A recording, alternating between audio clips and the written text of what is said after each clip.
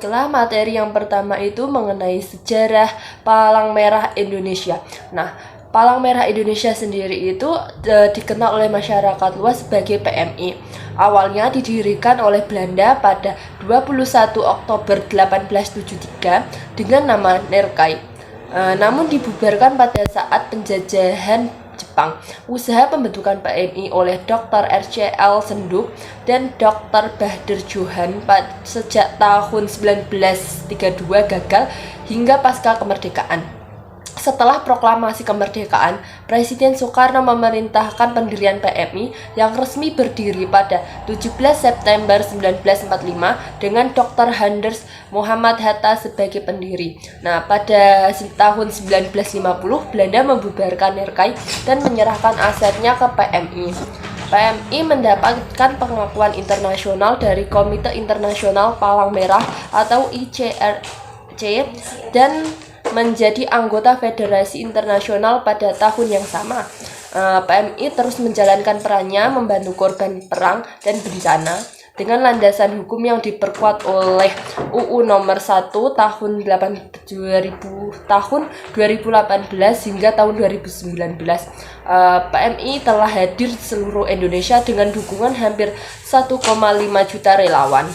Yang selanjutnya yaitu tugas dan wewenang PMI. Berdasarkan Undang-Undang Nomor 1 Tahun 2018 tentang Palang Merah Indonesia, Palang Merah Indonesia memiliki tugas sebagai berikut, yakni yang pertama, memberikan bantuan kepada korban konflik bersenjata, kerusuhan, dan gangguan-gangguan lainnya. 2. Menyediakan layanan donor darah sesuai dengan peraturan yang berlaku. 3. Mengelola dan mengembangkan relawan. Yang keempat, melaksanakan pendidikan dan pelatihan terkait kegiatan Palang Merah. Yang kelima, menyebarkan informasi mengenai aktivitas Palang Merah. Nah, yang keenam, membantu penanggulangan bencana baik di tingkat nasional maupun internasional. Yang ketujuh, menyediakan layanan kesehatan dan sosial. Yang terakhir yakni menjalankan tugas-tugas kemanusiaan lain yang diberikan oleh pemerintah. C, yaitu visi dan misi Palang Merah Indonesia. Yang pertama ada visi, yaitu untuk menjadikan Palang Merah Indonesia sebagai organisasi yang profesional, terpadu, dan kompetitif, serta berkontribusi langsung kepada masyarakat. Yang kedua ada misi, yaitu terbagi menjadi 3 misi. Yang pertama yaitu untuk memperkuat reputasi Palang Merah Indonesia di tingkat nasional dan internasional. Yang kedua yaitu berperan sebagai organisasi kemanusiaan terkemuka yang memberikan layanan berkualitas tinggi kepada masyarakat sesuai dengan prinsip-prinsip dasar Gerakan Palang Merah dan Bulan Sabit Internasional. Yang ketiga yaitu untuk meningkatkan integritas dan kemandirian organisasi melalui kerjasama strategis yang berkelanjutan dengan pemerintah, sektor swasta, mitra gerakan, masyarakat, serta pemangku kepentingan lainnya di seluruh tingkatan Palang Merah Internasional dengan fokus utama memberikan dukungan kepada mereka yang membutuhkan. Di poin D, ada 7 prinsip dasar Palang Merah Indonesia. Yang pertama adalah kemanusiaan. Jadi, PMI ini bertujuan untuk melindungi kehidupan, kesehatan, dan martabat manusia, serta mencegah penderitaan tanpa diskriminasi. Kemudian yang kedua prinsipnya adalah ketidakberpihakan. Nah, jadi tidak membedakan antara kebangsaan, ras, agama, atau pandangan politik. PMI ini fokus pada kebutuhan yang paling mendesak. Kemudian prinsip yang ketiga adalah kenetralan, yang dimana PMI tidak berpihak dalam konflik atau terlibat dalam isu politik, agama, ras, dan ideologi. Yang keempat, ada kemerdekaan. Meski mendukung layanan pemerintah, PMI tetap independen dalam bertindak sesuai prinsip Gerakan Palang Merah. Kemudian prinsip yang kelima adalah layanan sukarela.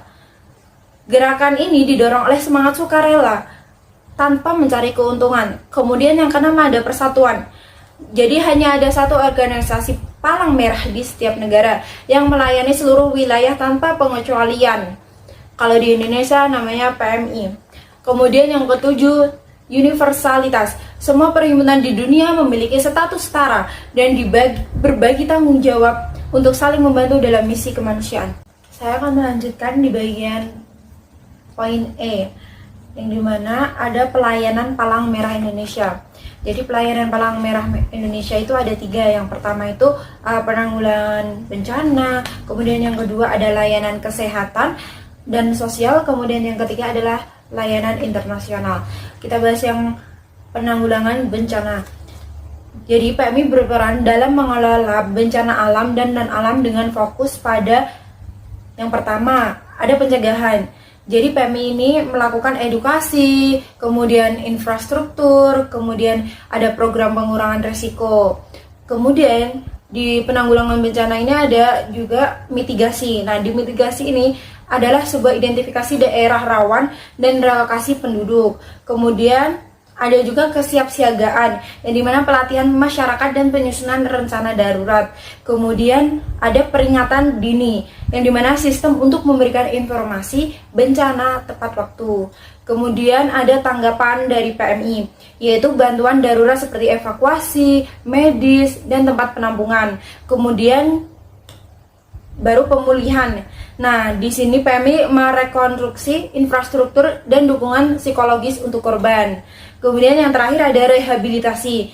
Nah, PMI membantu memulihkan sosial dan ekonomi jangka panjang. Kemudian yang kedua, kita masuk ke layanan kesehatan dan sosial. Jadi PMI ini memberikan layanan kesehatan komprehensif. Nah, yang meliputi yang pertama ada kesehatan masyarakat, yang kedua ada layanan kesehatan darurat, kemudian ada layanan sosial. Nah, di kesehatan masyarakat ini PMI melakukan adanya pencegahan penyakit, kemudian edukasi kesehatan dan pengobatan. Kemudian di layanan kesehatan darurat itu ada penanganan medis secara segera dalam situasi darurat. Kemudian dalam layanan sosial, PMI ini melakukan dukungan kebutuhan material, spiritual, dan sosial untuk kesejahteraan masyarakat. Kemudian yang terakhir ada layanan internasional. Jadi PMI melaksanakan misi kemanusiaan di tingkat global, bekerja sama dengan Gerakan Palang Merah dan Bulan Sabit Merah Internasional untuk yang pertama untuk merespon bencana di negara lain, kemudian yang kedua untuk melindungi martabat manusia dalam situasi darurat. Nah, jadi 2 itu yang paling utama.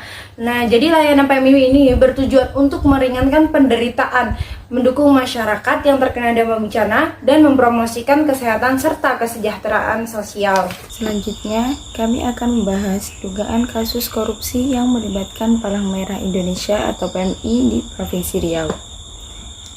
Kasus ini muncul karena adanya penyalahgunaan dana organisasi yang seharusnya digunakan untuk kegiatan kemanusiaan. Dugaan tersebut mencoreng citra PMI sebagai lembaga yang dipercaya oleh masyarakat untuk mengelola dana publik demi membantu orang-orang yang membutuhkan. Kejaksaan Riau telah memeriksa sekitar 30 orang terkait kasus ini dan ditemukan bahwa pengelolaan dana tidak sesuai dengan aturan hukum. Situasi ini memicu kekecewaan di dalam kalangan masyarakat yang selama ini mendukung dan mempercayai PMI. Dugaan tersebut juga menyoroti kelemahan sistem pengelolaan dana pengawasan internal PMI sehingga membuka peluang terjadinya penyalahgunaan wewenang. Saat ini Kejaksaan sedang melanjutkan penyelidikan untuk mengungkap detail kasus dan membawa pelaku ke jalur hukum. Proses hukum yang jelas dan transparan sangat dibutuhkan untuk mengembalikan kepercayaan masyarakat terhadap PMI. Namun, penyelesaian masalah ini tidak hanya bergantung pada penegakan hukum, tetapi juga pada langkah-langkah perbaikan sistem pengelolaan agar kejadian serupa tidak terulang di masa depan. Di sini kami sedikit menyampaikan untuk memberikan solusi dan rekomendasi untuk mencegah terjadinya kasus penyalahgunaan dana seperti yang terjadi di PMI Riau. Untuk memperbaiki dan memperkuat sistem pengelolaan, PMI disarankan meningkatkan pengawasan keuangan di semua tingkatan organisasi, termasuk rutin melakukan audit internal dan eksternal. Sistem ini harus bisa mendeteksi potensi penyalahgunaan dana sejak awal serta memberikan peringatan dini untuk perbaikan. Selain itu, transparansi menjadi poin penting dengan cara membuka akses laporan keuangan kepada masyarakat dan pihak-pihak yang berkaitan. sehingga mereka bisa melihat tanggung jawab pengelolaan dana. Pendidikan tentang integritas dan etika kerja juga perlu diberikan kepada seluruh staf dan pengurus PMI agar tercipta budaya kerja yang berlandaskan kejujuran dan profesionalisme. Pemerintah juga diharapkan berperan aktif dengan mengatur dengan jelas dan tegas untuk organisasi non-pemerintah seperti PMI. Peraturan ini akan menjadi pedoman dalam pengelolaan dana yang transparan dan memberikan landasan hukum untuk menindak pelanggaran. Dengan semua langkah ini, harapannya kepercayaan masyarakat terhadap PMI bisa pulih sehingga organisasi ini dapat kembali fokus pada tujuannya, yaitu membantu mereka yang membutuhkan.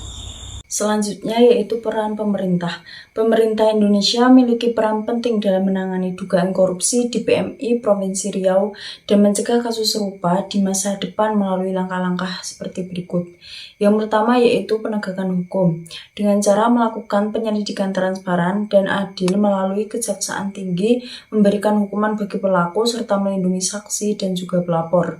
Yang kedua yaitu penguatan regulasi, dengan cara memperbarui aturan tata kelola keuangan organisasi non-pemerintah, termasuk pengawasan, pelaporan, dan akuntabilitas. Yang ketiga, yaitu peningkatan kapasitas pengawasan, dengan cara membantu PMI memperkuat pengawasan internal dan melibatkan lembaga seperti BPK atau BPKP untuk audit rutin. Yang keempat yaitu edukasi dan sosialisasi, mengedukasi tentang etika dan pencegahan korupsi melalui kerjasama dengan KPK serta meningkatkan pengawasan publik. Yang kelima yaitu penyediaan teknologi, dengan mendukung digitalisasi keuangan untuk meningkatkan transparansi dan mempermudah audit. Yang keenam dan juga yang terakhir yaitu pemulihan kepercayaan publik, bersama PMI mempublikasikan hasil investigasi dan reformasi untuk menjamin pengelolaan dana yang transparan. Upaya ini bertujuan untuk memulihkan kepercayaan masyarakat terhadap PMI dan memastikan organisasi tetap menjalankan tugasnya dengan integritas dan profesionalisme.